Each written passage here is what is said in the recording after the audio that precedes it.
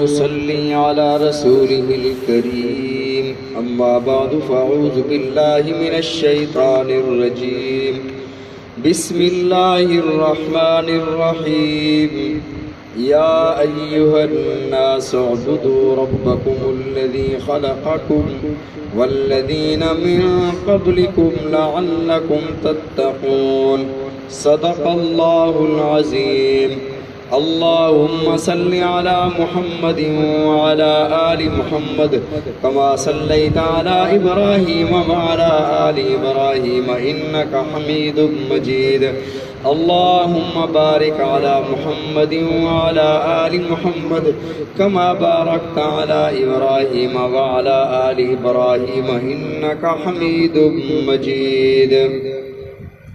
سابقہ درس میں عرض کیا تھا کہ اللہ رب العزت نے سب سے پہلے تمام انبیاء علیہم الصلاۃ والتسلیمات کو یہ حکم ارشاد فرمایا کہ زمین پر سب سے پہلے لوگوں کو اس بات کی دعوت دینی ہے ان تعبدوا اللہ ولا تشرکوا بہ شیئا، اللہ کی عبادت کرنی ہے اور اللہ کے ساتھ کسی کو شریک نہیں ٹھہرانا.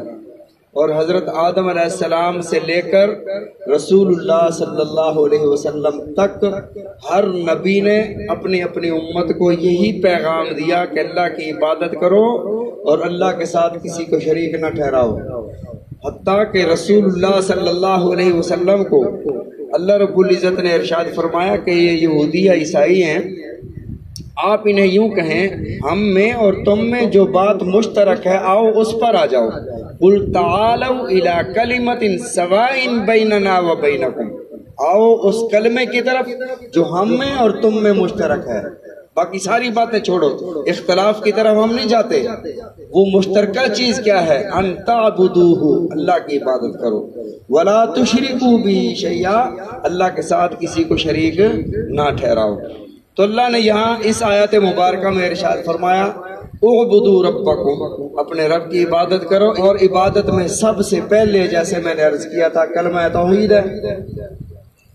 اور رب کسے کہتے ہیں؟ رب کی تعریف میں اللہ نے پھر ارشاد فرمایا الذی خلقکم، وہ ذات جس نے تم پر سب سے پہلی نعمت یہ عطا فرمائی کہ تمہیں تخلیق فرمایا، تمہیں وجود بخشا، تمہیں پیدا فرمایا. اگر اللہ تمہیں پیدا نہ فرماتا تو تم معدوم ہوتے، تم اس جہان میں نہ ہوتے. تو فرمایا اللہ نے تمہیں تخلیق فرمایا. جو کسی کو تخلیق فرماتا ہے کائنات کا متصرف وہی ہے. یہی بات حضرت امام ابو حنیفہ رحمۃ اللہ علیہ نے دہریے کو فرمائی.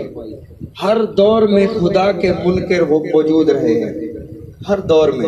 یہی وجہ ہے کہ امام بخاری رحمۃ اللہ علیہ بخاری شریف میں باب باندھے ہیں، باب الرد علی الجہمیہ، باب الرد علی القدریہ، باب الرد علی الرافضیہ، باب الرد علی الجبریہ. یہ فرقوں کے نام تھے. یعنی ایسا فرقہ جبریہ، انسان جی مجبور محض ہے، یہ اگر نماز نہیں پڑھتا تو یہ اللہ کی طرف سے ہے، اگر یہ اسلام نہیں لاتا اللہ کی طرف سے ہے، اگر اس نے چوری کر لیا یہ اللہ کی طرف سے، پہلے سے سب کچھ لکھا ہوا ہے. ایسے عقائد کے حاملین. لیکن یہ یاد رکھیں باطل عقائد رکھنے والے جھاگ کی طرح ہوتے ہیں، وہ ختم ہو جاتے ہیں، ہمیشہ نہیں رہتے. شریعت جو ہوتی ہے وہ کسی بھی نبی کی ہو وہ آخر تک رہتی ہے جب تک اس کی نبوت ہو. جب تک اس نبی کی نبوت ہو تب تک اس کے احکام باقی رہتے ہیں. جیسے رسول اللہ صلی اللہ علیہ وسلم کی نبوت اور رسالت قیامت تک کے لیے ہے، تو آپ کے احکامات، آپ کی شریعت، آپ کا دین قیامت تک باقی رہے گا. بیچ میں جھاگ کی طرح، بلبلوں کی طرح یہ اٹھیں گے فتنے، پھر ختم ہو جائیں گے. تو فرقوں سے گھبرانا نہیں چاہیے، یہ ہر دور میں فرقے موجود رہے ہیں. فرمایا کہ حضرت امام ابو حنیفہ رحمۃ اللہ علیہ سے پوچھا گیا کہ حضرت اللہ کے وجود کی دلیل کیا ہے؟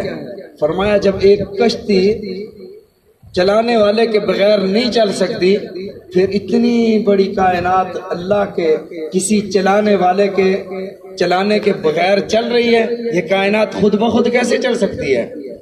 ایسے نظریات موجود ہیں، انسان جی پہلے بندر تھا، اب ترقی کرتے کرتے یہ انسان بن گیا ہے، یہ دنیا خود بخود، کائنات خود بخود چل رہی ہے۔ امام صاحب سے کسی نے پوچھا کہ اچھا یہ بتائیں کہ اللہ رب العزت کے وجود کے تم قائل ہو کہ اللہ موجود ہے، دہریے نے کہا آپ یہ بتائیں کہ اللہ نظر کیوں نہیں آتا؟ پھر اگر موجود ہے تو نظر کیوں نہیں آتا؟ انہوں نے حضرت امام صاحب نے دودھ منگوایا، فرمایا بتاؤ کہ اس دودھ کے اندر مکھن موجود ہے؟ کہا موجود ہے۔ فرمایا دکھاؤ کہاں ہے؟ جب ایک مخلوق میں تمہیں ایک چیز نظر نہیں آتی، پھر وہ ذات جو ان چیزوں کی خالق ہے وہ تمہیں کیسے دکھے؟ اور پھر اس نے سوال کیا کہ اس وقت اللہ کیا کر رہا ہے بتاؤ؟ تو امام صاحب نے فرمایا کہ اپنی کرسی سے اترو، نیچے بیٹھو، پھر میں بتاؤں گا۔ وہ نیچے اترا، امام صاحب اس کی کرسی پر بیٹھے تو امام صاحب نے فرمایا کہ اللہ اب یہ کر رہا ہے کہ تجھے اتار کر نیچے بٹھایا اور مجھے اٹھا کر اوپر بٹھا دیا، یہ کر رہا ہے اللہ۔ اور اسی طرح امام مالک رحمۃ اللہ علیہ، امام ابو حنیفہ رحمۃ اللہ علیہ کا دور جو ہے وہ 80 ہجری میں پیدا ہوئے، 150 ہجری میں وفات پائی، اور رسول اللہ صلی اللہ علیہ وسلم کا آخری صحابی 110 ہجری میں وصال فرمایا۔ معلوم ہوا کہ جب نبی علیہ الصلوۃ والسلام کا آخری صحابی کا انتقال ہوا تو امام ابو حنیفہ رحمۃ اللہ علیہ کی عمر 30 سال تھی۔ ہم یہ سمجھتے ہیں کہ شاید سارے اماموں کی، ایک یہاں بیٹھا امام، ایک ادھر بیٹھا ہے، ایک ادھر بیٹھا ہے، اور یہ سارے فتوے دے رہے ہیں، مسائل بتا رہے ہیں، ہر ایک کا فتویٰ الگ ہے، اماموں کا اختلاف ہو گیا۔ تو بھئی ایسا نہیں ہے، امام ابو حنیفہ رحمۃ اللہ علیہ کا وصال ہوا، اسی دن امام شافعی رحمۃ اللہ علیہ پیدا ہوئے 150 ہجری میں۔ امام شافعی پیدا ہوئے 150 میں، وفات پائی 204 ہجری میں۔ اور اسی طرح امام احمد بن حنبل رحمۃ اللہ علیہ پیدا ہوئے 164 ہجری میں اور وفات پائی 241 ہجری میں۔ اور اسی طرح امام مالک رحمۃ اللہ علیہ پیدا ہوئے 93 ہجری میں، ایک روایت میں 90 ہجری بھی ہے، 90 ہجری میں پیدا ہوئے اور 179 ہجری میں انتقال فرمایا۔ تو سب سے بڑے امام ابو حنیفہ اور امام مالک رحمۃ اللہ علیہ کا 10 سال کی ولادت کا فاصلہ ہے، چھوٹے ہیں امام مالک رحمۃ اللہ علیہ۔ ان دونوں حضرات نے صحابہ کرام رضوان اللہ علیہم اجمعین کی زیارت کی ہے۔ 90 ہجری میں امام مالک پیدا ہوئے، 80 میں امام ابو حنیفہ پیدا ہوئے۔ بہرحال امام شافعی رحمۃ اللہ علیہ سے پوچھا گیا کہ اللہ کے وجود کی دلیل کیا؟ انہوں نے فرمایا کہ شاہتوت کا درخت ہے، یہ توت کا درخت ہمیں بتاتا ہے کہ اللہ موجود ہے، اس لیے کہ اگر بکری یہ پتے کھاتی ہے تو دودھ دیتی ہے، ہرن یہ پتے کھاتا ہے تو اس کے ناف میں مشک بنتی ہے، اور اگر ریشم کا کیڑا کھاتا ہے تو اس سے ریشم بنتا ہے۔ وہ کون سی ذات ہے کہ ایک ہی پتے کو کھانے والی مخلوق مختلف چیزیں اس سے پیدا ہو رہی ہیں؟ فرمایا معلوم ہوتا ہے رب کی ذات موجود ہے جو یہ سارا نظام چلا رہا ہے۔ اسی طرح امام مالک رحمۃ اللہ علیہ سے کسی نے پوچھا کہ حضرت اللہ کے وجود کی دلیل کیا ہے؟ تو امام مالک رحمۃ اللہ علیہ نے فرمایا ہیں سارے انسان ایک جیسے انسان ہیں، ایک جیسی شکل ہے، ایک جیسا کھاتے پیتے ہیں، لیکن ان کی بولیاں اور لہجے مختلف ہیں۔ معلوم ہوتا ہے جو ان کو لہجے اور بولیاں عطا کرتا ہے کوئی ذات موجود ہے جو انہیں عطا کرتا ہے۔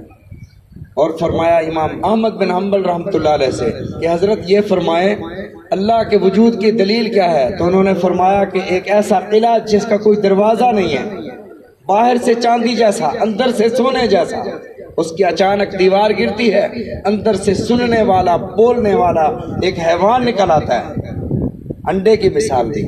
فرمایا باہر سے چکنا ہے، باہر سے سفید ہے، چاندی جیسا ہے، اندر سے سونے جیسا ہے، کوئی سوراخ نہیں، کوئی ہوا آکسیجن کا بندوبست نہیں، لیکن اندر اچانک دیوار گرتی ہے، اندر سے ایک جاندار سننے والا اور بولنے والا نکل آتا ہے۔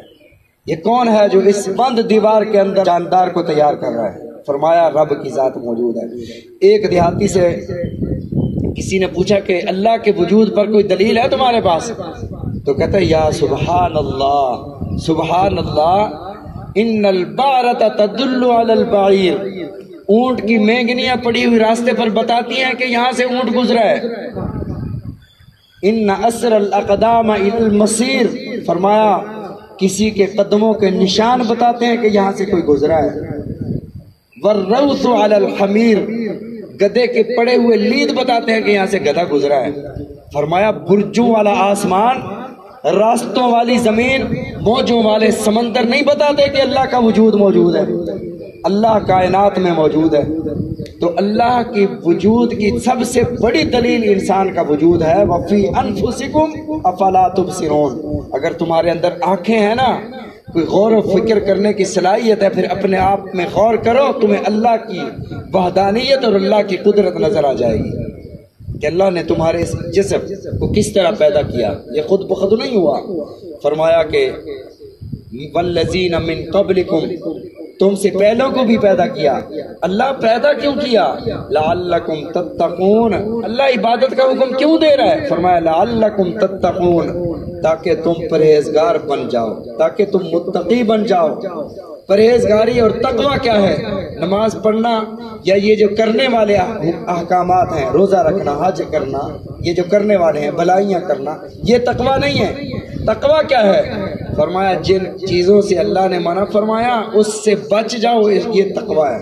جھوٹ نہ بولو، بدکاری نہ کرو، تہمت نہ لگاؤ، بہتان بازی نہ کرو، یہ جو نہ کرنے والے احکام ہیں، فرمایا یہ نہ کرنے والے حکموں پر عمل کر کے ان چیزوں سے بچ جانا، یہ تقوی ہے۔